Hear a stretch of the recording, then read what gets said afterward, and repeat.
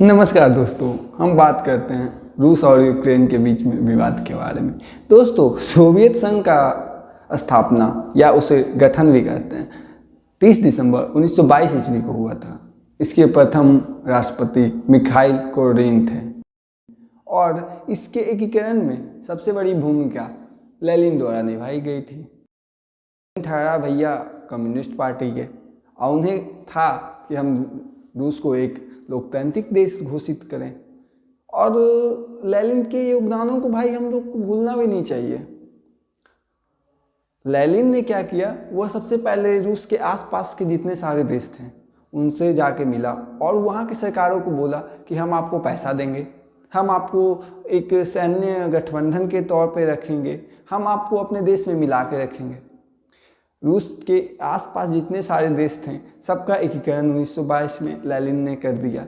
Lenin से गलती यह हो गई कि एकीकरण के वक्त उसने सारे देशों को यह बोल दिया कि आप जब चाहे रूस से आज़ाद हो सकते हो। इसी के वजह से आज यूक्रेन के और रूस के विवाद चल रहे हैं, ठीक ना, समझिए। उसके बाद क्या हुआ हम आपको बताते हैं।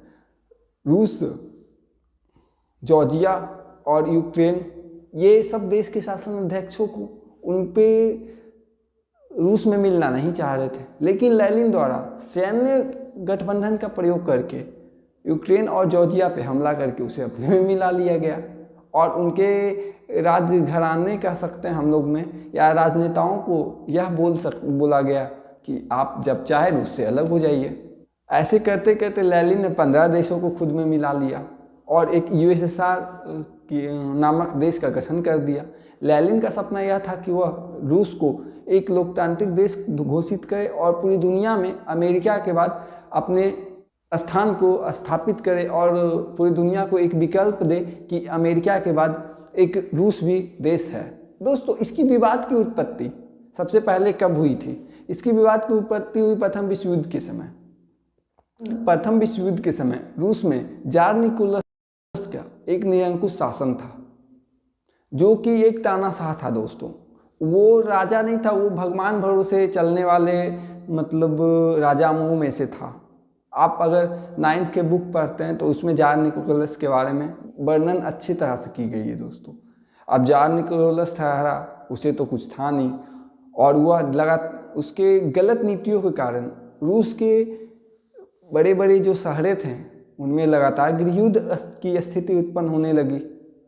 गृहयुद्ध की स्थिति उत्पन्न हुई तो उसे दबाने के लिए जार निकोलस ने अपने पद से इस्तीफा दे दिया। अब भाई पूरी जिम्मेदारी आ गई थी लेनिन के ऊपर। लेनिन ने सोचा कि अगर हम इस चीज़ को करते हैं तो रसिया के इतिहास में या यूएसएसआर के इतिहास में हमें कभी भूला नहीं जाएगा। लेनिन ने धीरे धीरे करके वो सारे राज्यों में जहाँ जहाँ पे इस तरह से उत्पन्न हो रही थी गृहयुद्ध की स्थिति, उस राज्य को शांत कर दिया। अब लेनिन हो गया भाई हम लोग के राष्ट्रपिता, जैसे महात्मा गांधी हैं उस तरह से। अब लेनिन का यह शौक था कि हम रूस को एक लोकतांत्रिक देश बना दें पूरी तरह से।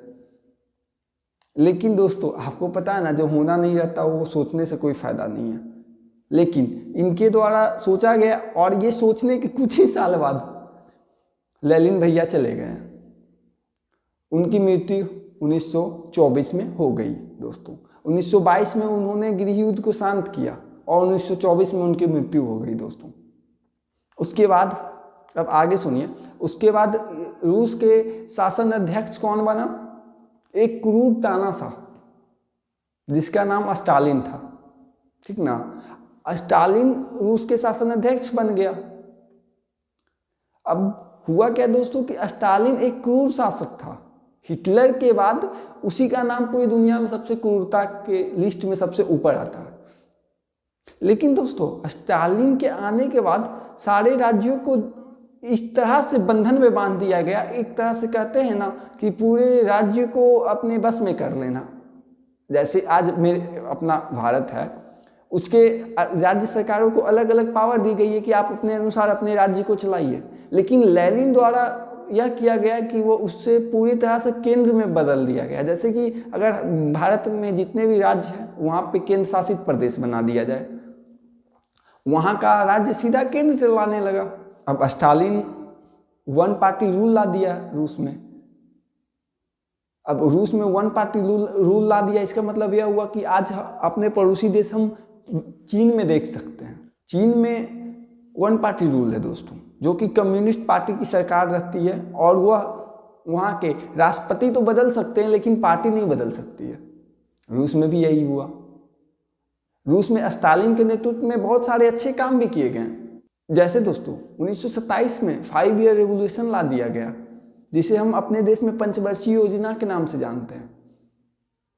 अब पंचवर्षीय योजना थी एक अच्छी चीज, अब इसके कॉपी पूरी दुनिया के देश लगातार करने लगे। उसमें हमारा इंडिया भी पहले था। उसके बाद दोस्तों ब्रिटेन भी हालांकि रूस के विरोध में था। ब्रिटेन और रूस में कभी एक तरह का मतलब कोई रिलेशन नहीं रहा, क्योंकि दोस्तों रूस तो साम्यवादी विचारधारा के मानने वाले थे, लेकिन दोस्तों जो ब्रिटेन था वो पूंजीवादी विचारधारा के मानने वाले था। अब वो भी रूस के कुछ कायदे को फॉलो करने लगे। दोस्तों रूस द्वारा लगातार अपने आसपास के देशों को अपने गणराज्य में मिलाया जाने लगा। लेकिन दोस्तों यहाँ पे गलती क्या हुई थी रूस के संविधान बनाते समय लेनिन द्वारा? लेनिन ने उन देशों को साफ यह बोल दिया गया कि आप जब चाहे रूस से आज़ाद हो सकते हैं, आपकी जब इच्छा हो आप रूस से आज़ाद हो जाइए भाई, हमको कोई दिक्कत नहीं, आपको स्वेच्छा से रहनी है तो रहे, नहीं तो नहीं रहे। लेनिन था भैया हम लोग के देश के महात्मा गांधी, उन्हें किसी से जोर जबरदस्ती करने की नहीं थी। उन्हें ये थी कि हम अपने बगल के देश या अपने जो गणराज्य में, मेरे गणराज्य में जो हिस्सा बनते हैं, उनको एक ऐसी सरकार दें जो कि एक स्वतंत्र रूप से चले, जिसके सरकार में किसी राज्य को कोई दिक्कत ना हो। लेकिन अच्छे लोग उठ भी बहुत जल्दी जाते हैं दोस्तों। अब लेनिन तो चले गए, स्टालिन तो खड़ा क्रूर शासक, वह लगातार रूस में के अगल बगल के देशों में अपना साम्राज्य फैलाने लगा। लेकिन दोस्तों एस्टोनिया, लिथुआनिया, इन देशों ने रूस से आज़ादी मांगी। और हुआ क्या था इसमें? अमेरिका का भूमिका देखिए। वह प्रथम विश्व युद्ध होने के बाद ब्रिटेन, रूस और फ्रांस, ये लोग मित्र राष्ट्र में प्रथम विश्व युद्ध में जर्मनी के विरोध में लड़े थे, धुरी राष्ट्र के विरोध में। अब हुआ दोस्तों कि मेन रूप से कहा जाए तो ये क्या किए, मतलब अमेरिका क्या किए दोस्तों, यह रूस के उन राज्यों में जहाँ पे रूस विरोधी थोड़ा सा भी एक हवा चलती है कि उस देश में, उस देश का राज्य उस देश के विरोध में बोल, वहाँ अपने लोगों को भेज के, या यह कह सकते हैं कि अपने लोगों के शासक को अपने लोग में मिला के वहाँ शासन करने लगा। अब अमेरिका धीरे धीरे वहाँ गृहयुद्ध की स्थिति उत्पन्न कर दी। अब लिथुआनिया ने रूस से आज़ादी मांगी और संविधान के तहत वह आज़ादी मिल भी गई, क्योंकि यह तो संविधान में लिखा हुआ था। तब तक स्टालिन की भी मृत्यु हो गई थी। और धीरे धीरे सोवियत संघ में जितने भी मतलब देश मिले थे 1991 में सारे अलग हो गए, धीरे धीरे करके 15 देश भी अलग हो गए दोस्तों। लेकिन स्थिति हमें यह सोचनी चाहिए, स्थिति हमें इस चीज से देखनी चाहिए दोस्तों कि उस समय की स्थिति रूस की खराब थी। 1991 से पहले हुआ क्या दोस्तों कि रूस के राष्ट्रपति को क्रीमिया में नजरबंद कर दिया गया,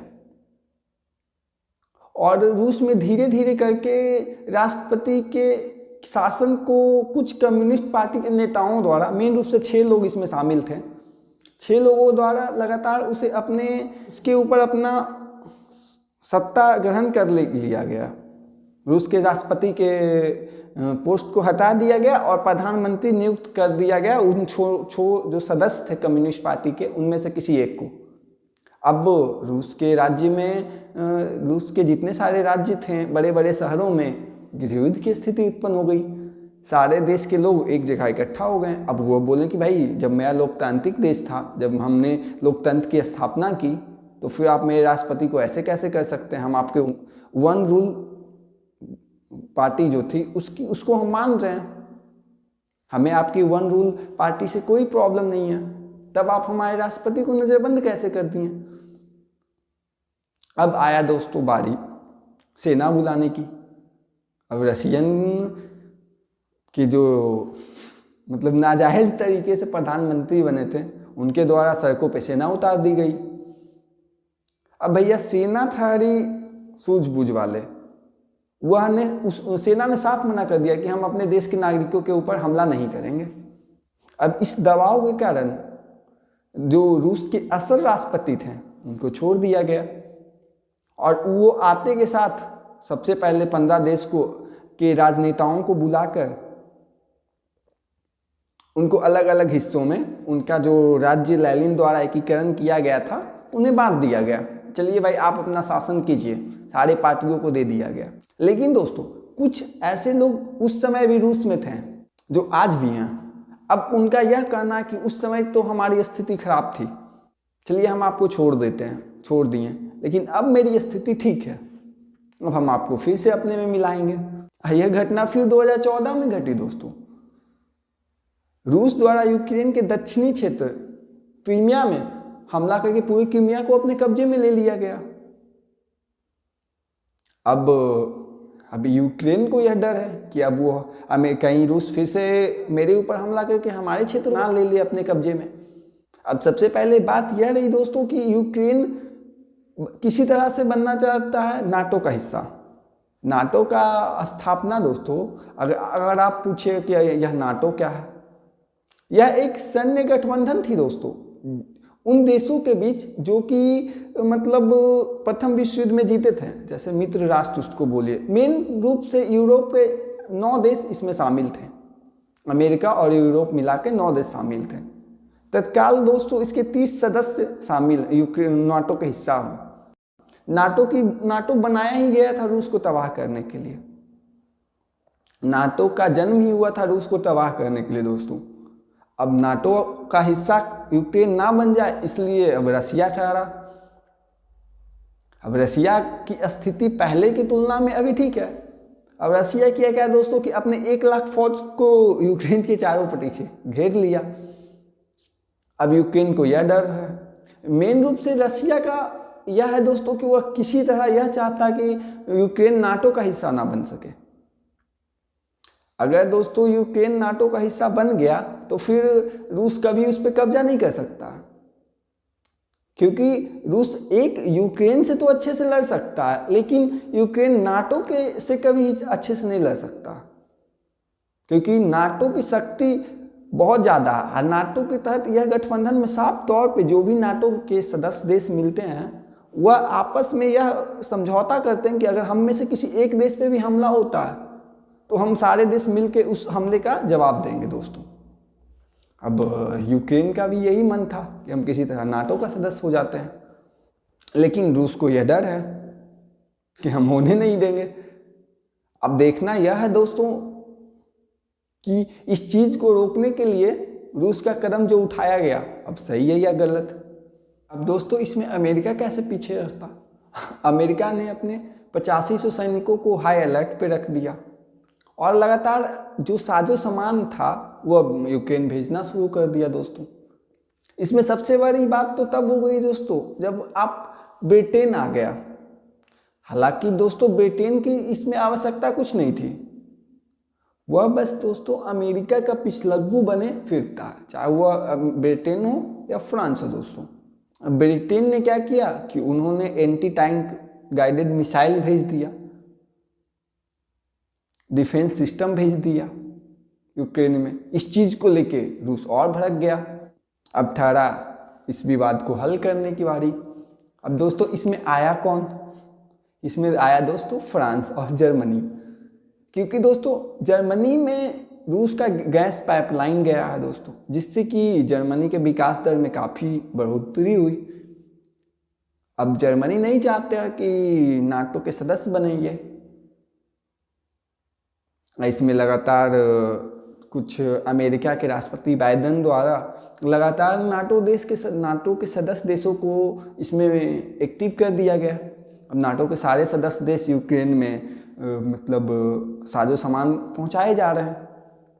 हालांकि कुछ देश तो अपने आर्मी को भी स्टैंड बाय पे रख दिया, आर्मी को भी वो रेडी किए हुए हैं कि बस वो बोले वो हमला करने के लिए तैयार है दोस्तों।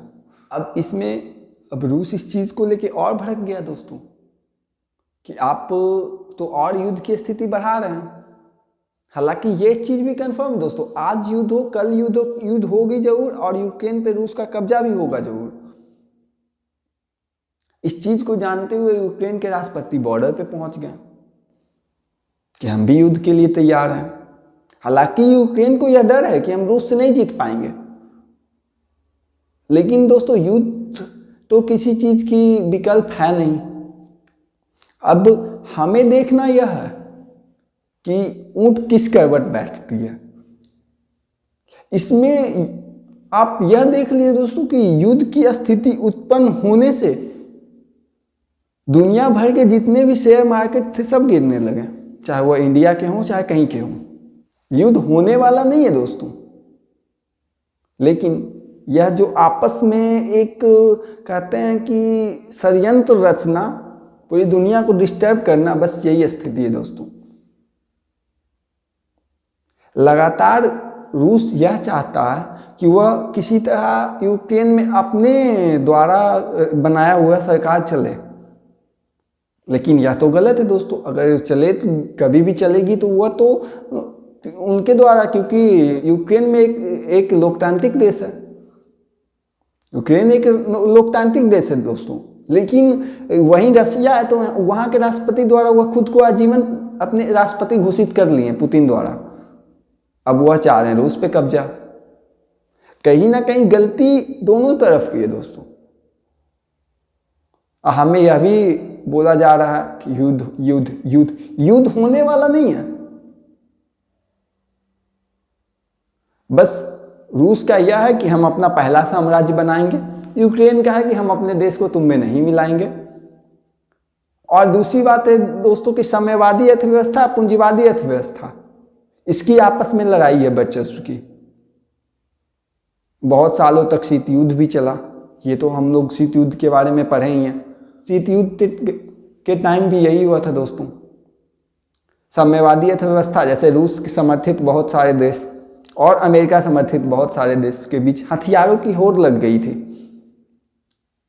हालांकि शीत युद्ध के कारण ही रूस कई टुकड़ों में बटा, क्योंकि रूस में जो गृहयुद्ध की स्थिति हुई इसमें अमेरिका ने पैसों से बहुत ज़्यादा सहायता की थी।